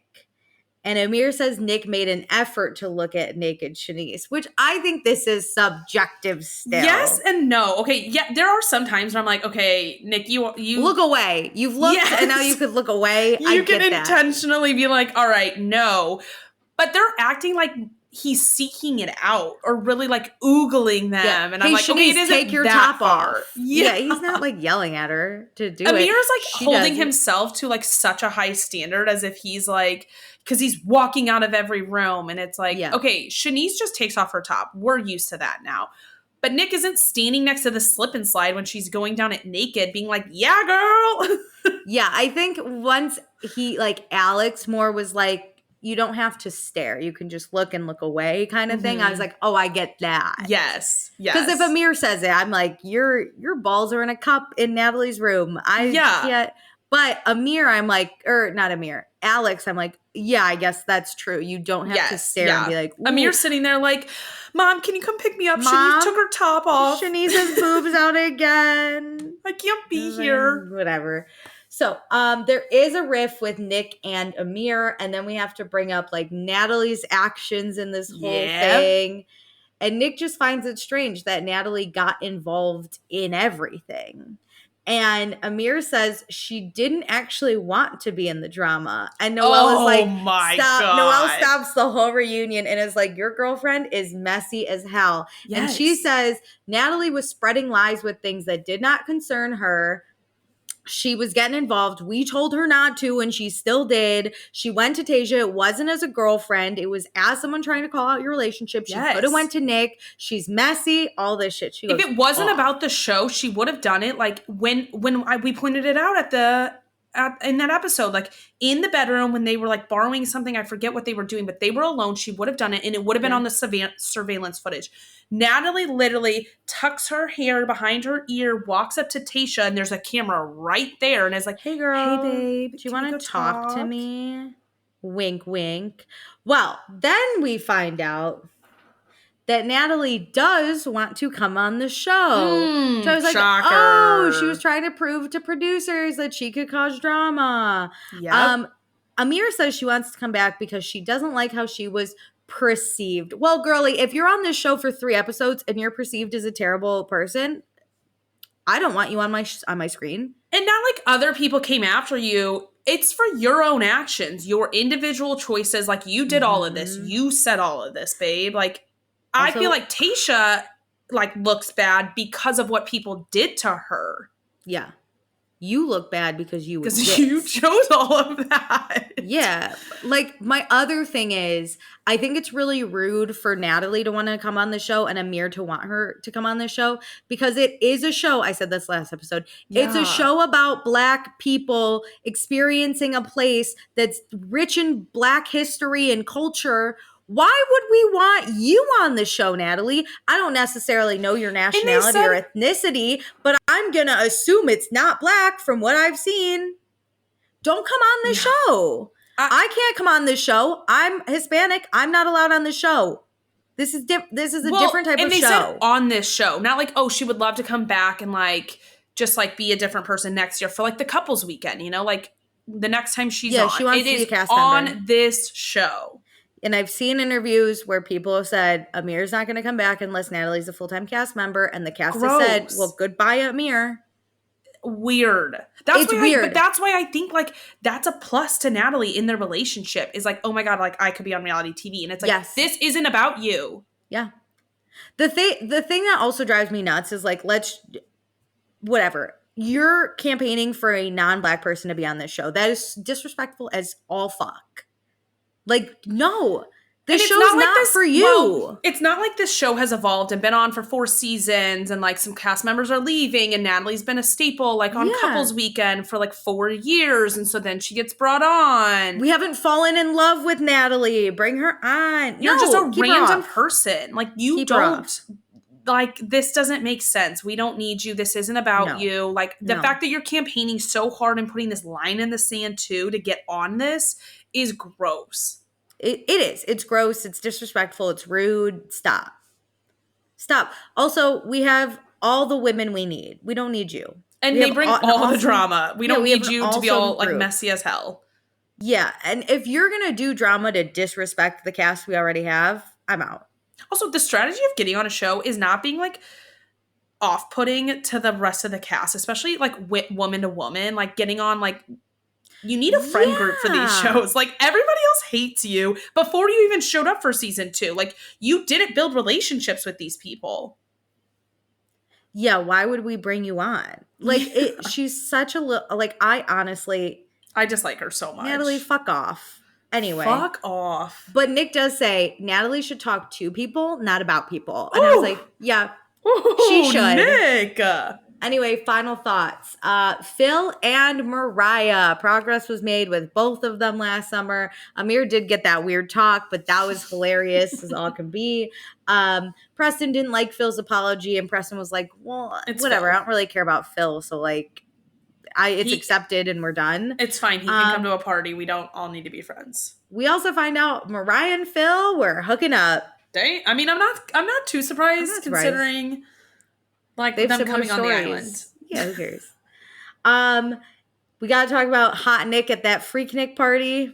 Oh my God. With all the tattoos. I just think he should consistently put on temporary tattoos. I don't want him to have them permanently.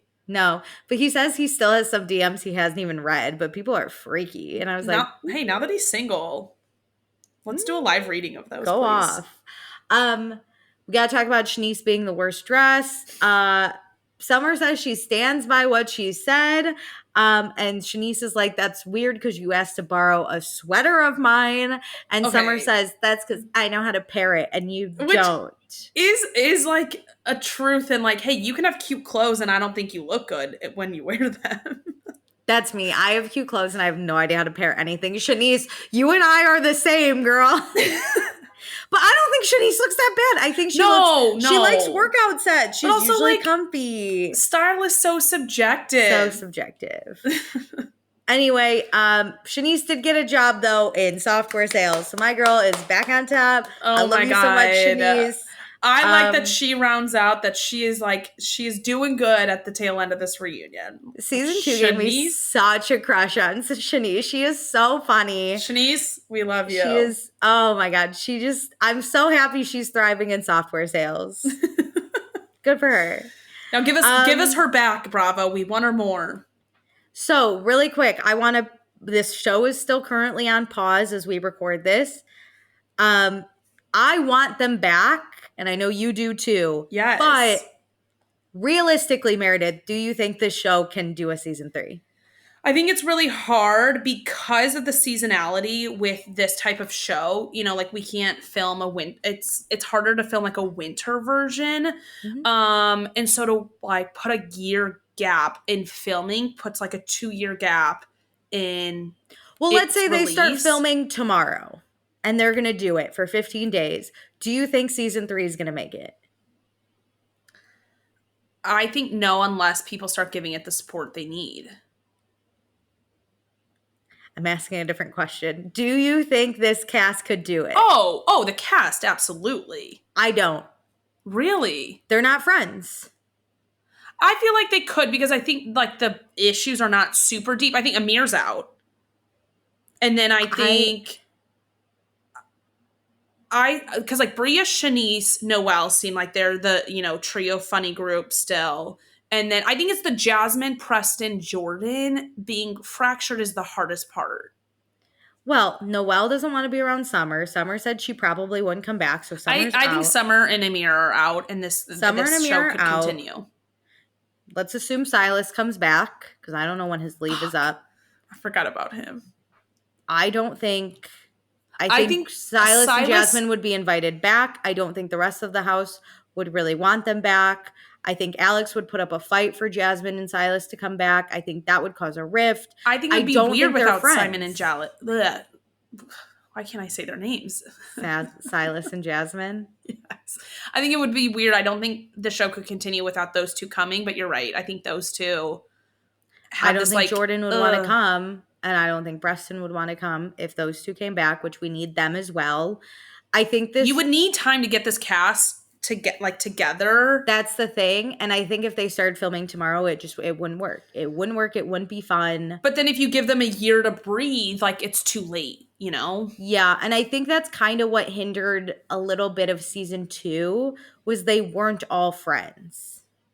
Jordan never hung out with Bria. We never saw Shanice and Jasmine have a moment. It's not that they weren't friends. It's that, because like it's okay to come in a little fractured, but like we never resolved anything. That's it. Camera. We never resolved anything. As far as we can tell, there's still riffs. Mm-hmm. It just... like, there should have been a sit-down between Jasmine and Jordan. Like, they go to brunch and they talk it out. And, like, that wasn't produced to, like, happen. Yeah, it's different. I feel like OG Summer House, even if they're fighting, there's a middle ground of people somewhere that forces everyone together. And this just doesn't have this. There's just sides. Like, you'd need the 3 funny girls to be that middle ground, and they don't care enough to That's it. We don't have, like, Kyle Cook on OG Summer House, like, kind of forces and, like, is a producer to, like, make sure things happen and make sure people are good probably before they come to the house. And then, like, when we start filming. But then you also have Gabby, who's friends with all the girls, who will be like, everyone come down. We're going to include everyone. You have kind of like Sierra and Lindsay don't necessarily get along, but they're cool. And Paige and Lindsay will show up for those cameras, whether they're at each other's throats or not. Yeah. And they're going to agree to disagree, but they'll do it on camera. Whereas, like, this, they're all like, oh, we'll just ignore each other. Yeah. You know what? I'm starting to see a difference in, that's kind of like making me assess different shows and how they handle it. Like, this is a job. You need to think this is a job, but you can't think this is a job so hard like Vanderpump Rules, where, like, you've taken this as a job way too seriously. Yeah. But you can't be so relaxed like this Summer House Martha's Vineyard cast, where it's like, you need to, like, move past things so then this can be an entertaining show. And I think the glue, like, the Kyle Cook of this show needs to be Jasmine, but I feel like too many people don't want to be friends with Jasmine just and I don't know if she's done anything behind the scenes to try and, like, resolve things with people either. Like, I just feel like they've all been like, well, we don't really get along, whatever. Yeah. We could just be good and not cordial, which does not work. Like, I think Kyle would reach out to that's true. Lindsay after calling her stupid and being like, yo, when you said, can they film tomorrow? That was off of me wanting them to be in a house, get after it. But you're right. These dynamics are really off. And nobody's spearheading the fix. Yeah. So it's sad because I really do like them, but I do think, like, as nothing was really solved at this reunion, they need to figure it out. But I don't think Bravo wanted them to solve it either. There was no push from producers during the season. There was no push on this reunion to like have a resolution. No, but yeah, instead of Preston saying like, Jasmine, I understand why you're upset and like, I get it. Or Noelle being like, I was really harsh. Yeah, the cast like there didn't was try just for it no either. understanding. They all came in with how they viewed it and that's how they left. Whereas like on OG Summer House, we've seen like Lindsay soften a little bit. We've seen, that was the wrong word, but you know what I mean? Where she said like, I understand where I'm trying to see where like, Danielle's be coming less from. stubborn. Yeah, you've seen like, Danielle cry. You've seen willing to Paige walk a say path. Like, I like Lindsay. To move forward. She just hates me. And Lindsay say like, I don't hate you. Yeah. We've seen them work through those things. And we've seen other people not really get involved, right? Like Sierra will usually back out of Paige's drama and let her do it. Whereas here you got Preston, Shanice, Summer, and in Jordan's drama and beef with Jasmine, which doesn't work. Yeah. Like long term. Like it's okay if you like stick up for them in a fight and stuff, but long term you need to be able to like have these relationships on your own. Yeah. So that's... Who knew the like Jasmine Jordan drama would like stick around for so long? It's not that serious too. If y'all realistically think about it and you listen to this for some reason, just if you really want that season 3, that's what you have to do. You have Producers and if the cast. show's not going to work without Jasmine and Silas, you can hate them all you want, but make it cool enough where you'll go on the show and solve it on TV. Yeah, you have to be able to interact with them in a house setting. Do something. Just kidding. So yeah, but what do I know? I just watch reality TV for fun all the time. What do I know? I just have had a podcast for 5 years about epic shows. Okay, cool. That was a wild ride. It was fun. It was great. Check out Do All the Things. Listen to also not Martha's Vineyard edition, but just our normal also. But yeah, thanks for being with us on this season. Yeah, if this is the end, we loved it. If not, we'll take more. Yeah. Thanks for joining. Bye.